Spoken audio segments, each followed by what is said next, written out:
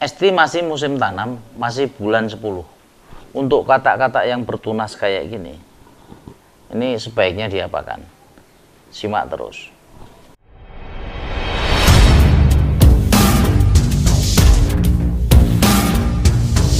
Assalamualaikum warahmatullahi wabarakatuh. Banyak sekali untuk katak-katak yang saat ini ya. Untuk yang mulai nyari bibit semakin hari semakin banyak ya, karena untuk masa tanam ya, masa tanam di tahun ini sudah hampir mendekati ya. Estimasi untuk penanaman tetap pada bulan 10 ya, ini pada waktu musim hujan ada.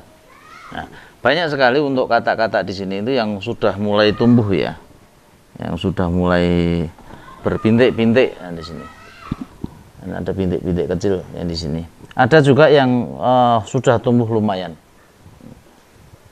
besar. Ini katak-katak yang tumbuh mulai besar. Nah, di sini saya pengen menjelaskan untuk pertumbuhan katak itu bagaimana. Ya.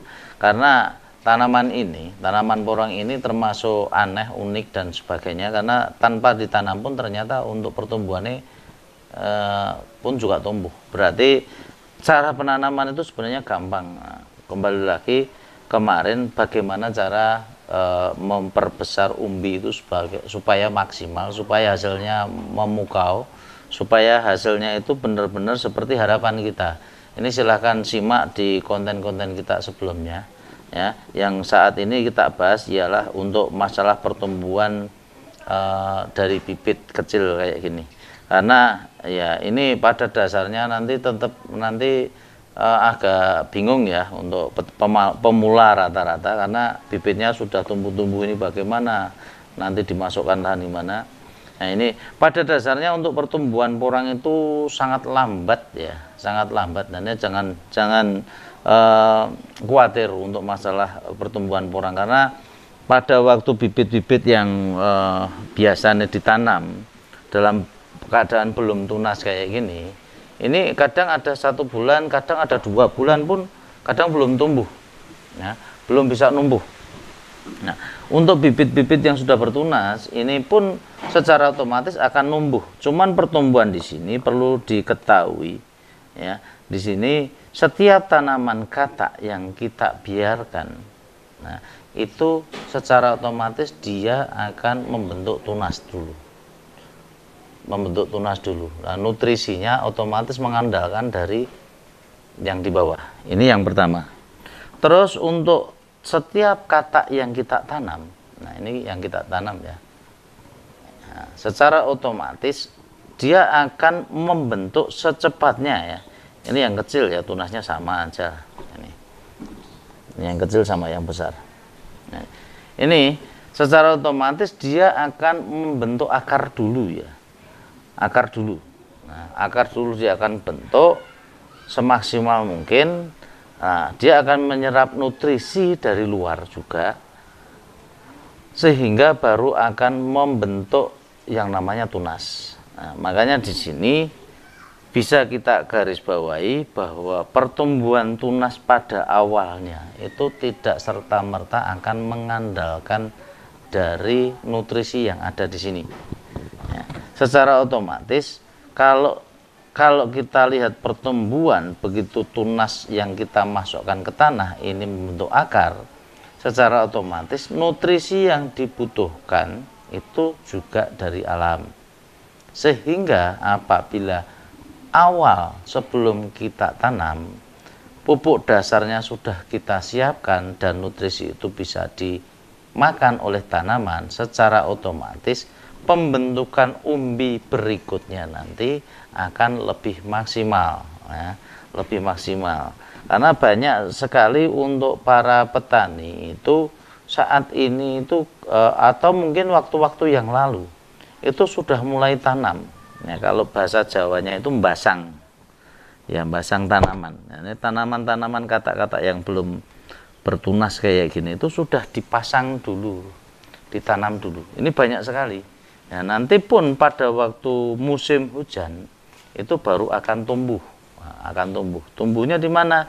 Ya di setiap bintik-bintik kecil kayak gini ada nanti untuk bisa tumbuh, ada yang bisa tumbuh 1, ada yang bisa tumbuh 2, ada yang bisa tumbuh 3, ada yang bisa tumbuh sampai kayak kemarin yang saya upload konten sebelumnya itu pun juga tumbuhnya sampai ada 13, bahkan lebih.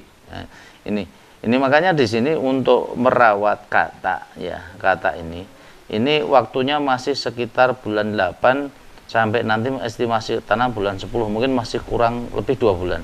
Nah, ini sabar saja, karena ini belum saatnya ya waktu kita untuk menanam.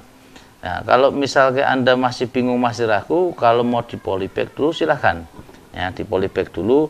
Nantinya begitu di polybag pun dia akan secepatnya ya kayak gini itu secepatnya akan membentuk akar dulu. Pertumbuhannya akan ke akar dulu, akan dimaksimalkan untuk membentuk akar. Setelah akar itu mulai terbentuk, bisa menyerap nutrisi, pertumbuhan tunas ini akan semakin cepat naiknya. Dan bisa mengandalkan dari 2 sisi. Dan kalau ada kemarin konten-konten yang kata-kata mini kayak gini, ini kata sekitar isi 1000-an ya. Atau mungkin yang kata sangat kecil, ini bahkan lebih kecil daripada spora. Nah, ini pun juga akan bisa tumbuh maksimal. Karena apa? Ya karena tidak bisa cuma mengandalkan dari kata tok. Nah, jangan sampai Anda punya asumsi itu yang kata besar ditanam itu pasti hasilnya akan lebih besar. Itu bisa dikatakan belum tentu, tergantung nutrisi yang ada di tanah. Bisa saja dengan kata-kata yang mini, kata-kata yang di sini saya punya kata yang di sini itu kata ukuran 500, 600, 700, mungkin sampai 800-an. Ada yang sampai 1000-an di sini, yang kecil-kecil ini. Ya, kalau kita tanaman itu benar, dalam artian lahan kita sudah kita siapkan, kegemburannya kita siapkan, terus nutrisinya juga kita bisa maksimalkan. Dari awal start untuk tanaman ini begitu masuk ke lahan itu posisikan bahwa tanaman itu pada kondisi yang lahan yang paling nyaman, sehingga dia bisa langsung berkembang, tumbuh akar secara maksimal, menyerap nutrisi maksimal. Ini bisa saja nanti untuk hasil kata yang sekecil ini itu akan bisa mempunyai hasil lebih besar daripada kata yang besar. Ya, karena apa? Kata yang besar pada lahan yang tidak subur, dia akan mengandalkan nutrisi dari ini toh. Begini nutrisi sudah habis, dia akan mencari nutrisi untuk pembakaran umbinya ya dari sini saja. Tapi kalau misalnya pada lahan kita, lahan yang sudah benar-benar subur, benar-benar kita kasih nutrisi, kita perhatikan nutrisinya, kelembapannya kita perhatikan, kita memang rawat benar-benar tanaman kita secara maksimal, bisa saja dari kata-kata yang kecil ini hasilnya akan lebih besar daripada kata yang lebih besar. Nah ini kalau lahannya yang tidak bagus kita tanamkan, kita tidak olah lahan, kata segini ya otomatis hasilnya nanti akan kecil juga. Nah ini pengaruhnya, makanya di sini untuk teman-teman semua perlu diketahui yang namanya pertumbuhan porang itu bagaimana. Nah, ini dari pembentukan tunas dulu atau pembentukan akar dulu, harus hasilnya nanti imbasnya ke belakang itu bagaimana. Ya pengaruh olah lahan itu sangat menentukan sekali. Pengaruh nutrisi dari lahan itu sangat diperlukan sekali. Makanya saya tegaskan dari kemarin, olah lahan yang bagus, pupuk yang banyak, proses fermentasi. Nah itu bagaimana caranya, silahkan disimak ya, disimak pada konten-konten kita sebelumnya. Olah lahan yang bagus bagaimana, nutrisi yang disiapkan di mana ya, semaksimal mungkin. Karena tanaman ini kita bikin untuk organik ya, sesuai dengan habitatnya. Karena tanaman porang ini saya katakan dari kemarin tidak ada yang namanya porang hibrid ya. Semua bibit sama enggak? Sama. Dan kualitasnya sama enggak? Sama. Asal kita tahu bahwa bibit itu memang benar-benar sudah dorman ya. Untuk rata-rata nanti untuk bibit ini dilihat juga ya, dilihat juga faktor kekeringannya. Makanya kalau harga bibit itu ada yang kadang murah, ada yang mahal, ada yang sangat mahal sekali.